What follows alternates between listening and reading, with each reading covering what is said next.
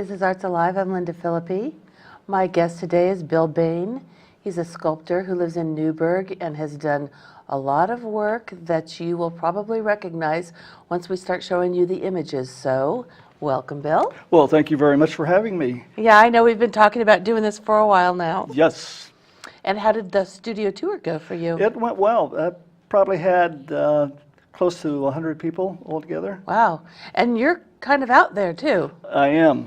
And usually we have less than the people do in McMinnville or Newburgh. Yeah, just because it's a little bit trickier to find you, perhaps. It is. So, Bill, let's talk a little bit about you. Obviously, your background as a sculptor. How did you get started? Well, I've always loved the arts, and from a childhood on, was involved with drawing and painting and clay.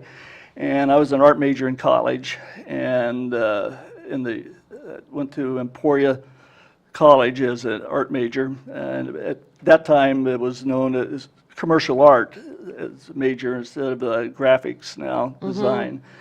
And then in my junior year, I moved out to California, the Los Angeles area, with the idea of going to the Los Angeles Art Center. Oh. Then somehow the beach I got caught up in the lure of the beach and didn't make it to the art center, unfortunately. And then I ended up going into the military from there. Oh, okay. It was at the point where the Vietnam War was beginning to pick up. And I went into the U.S. Army Military Intelligence and went through the educational process of the intelligence school and became a counterintelligence special agent. Really?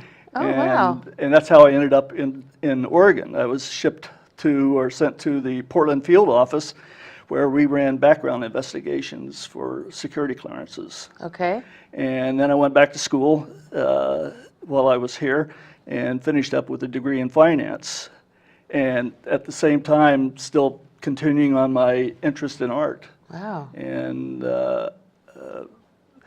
then for several years, I worked in the investment business, and I owned a stock brokerage firm.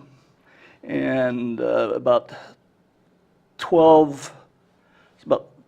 almost 15 years ago, sold the business, and I had been working sort of my night job was doing commission work and doing a lot of portraiture work. Oh, okay. And sculpture.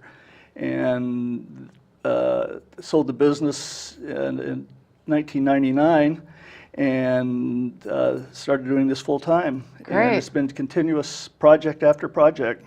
Wow. Well, I know that you also do some photography now. The images that we're going to see, are you the photographer for these images? I am. Okay. Should we go ahead and start showing them? Sure. Okay, let's do that. Maybe Paul can start running them for us. And you could talk us through a little bit. Okay. Here we go. Well, this is the project that I did for for Evergreen Aviation, for their museum, the Evergreen Aviation and Space Museum, and it's a sculpture of Michael Smith, and the sculpture is about almost 9 feet in height, and the completed work is in bronze, and it is probably weighs 400, 500 pounds. Yeah. And sits in front of the Aviation Museum. Yeah, I'm sure there's a lot of people watching this show who've seen that and said, gee, I wonder who did that. Well, now you know. Okay, so what was that like? It was very enjoyable. I had Del Smith up many times on the project, and he got involved with the project to the point where he would go up on a ladder and tweak an ear. Oh my gosh, I believe that. He was a wonderful man. Okay. And that particular project resulted in several more for them. And I do have a photo of, this is the one that's in front of the museum.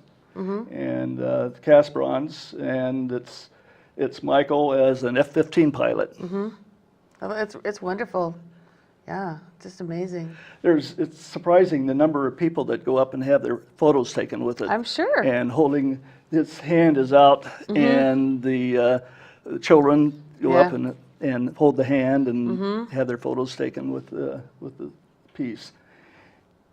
And then another project, which is also at the museum, but the original one was done of Governor Atiyeh, and it's at the Portland Airport. Yeah, the airport. Yeah, I've seen that one. In the international contour or That's concourse. really nice. Yeah. And the other one is the clay version of the bronze. And that one is life size, and it was commissioned for Governor Atiyeh's what he did to bring commerce to the Northwest from the Asian communities. Oh, right, yeah. Japan, and he's there's little symbolism there. He's carrying his raincoat over his one arm, and his other's a travel bag, and he's holding a passport and an air ticket in his hand. I love it. Yeah, that's a great statue. I really like that a lot, and it looks like him. I mean, you did a good job. Well, he sat for me we had several settings, and he's a great man. Yeah. I know he was on the board of the museum. Yes. For quite a long time. Yeah. Yes. Okay. And then there is Vera Katz. Mayor Vera Katz is on the waterfront of Portland, on the Esplanade. Yeah, you nailed her. That's the clay version of the piece, and then it was cast in bronze.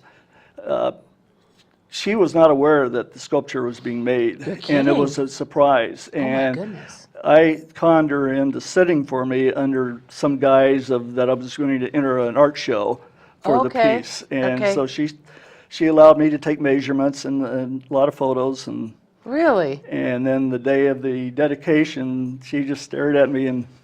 Oh my goodness! So you pulled it up. That's really incredible. It worked. Wow. Yeah, that's okay. And there's the bronze version of it. It's really incredible. That seems to be a very popular piece. If you go to,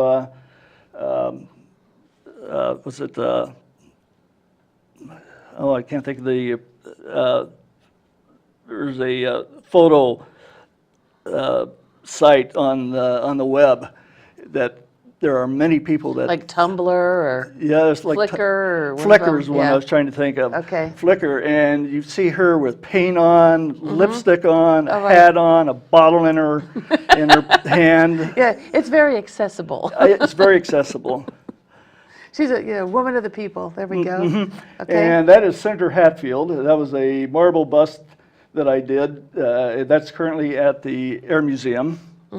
And there's another version of that also. It's a bronze version, and that was done for the Smithsonian National Portrait Gallery. And Dell saw that, and he wanted a copy of it, and he got a copy of the bronze and a marble. Wow, that's life size, and there's the bronze version. Bronze, okay. And Senator Hatfield was a great asset to this state. Oh, absolutely. And Did he sit? Pardon? Did he sit Yes, for you? yes. Okay, here we go. And that is a plaque that I did for the National Institutes of Health in Bethesda, Maryland. Okay. And he brought the commission to me. Anytime a building went up, he would give me a contact, and so led to quite a bit of work. Oh, absolutely. Okay.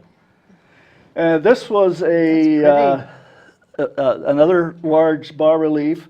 It's a little over 4 feet by 8 feet, and it's at the Good Sam Hospital, and it's part of the Linfield College and Good Sam School of Nursing.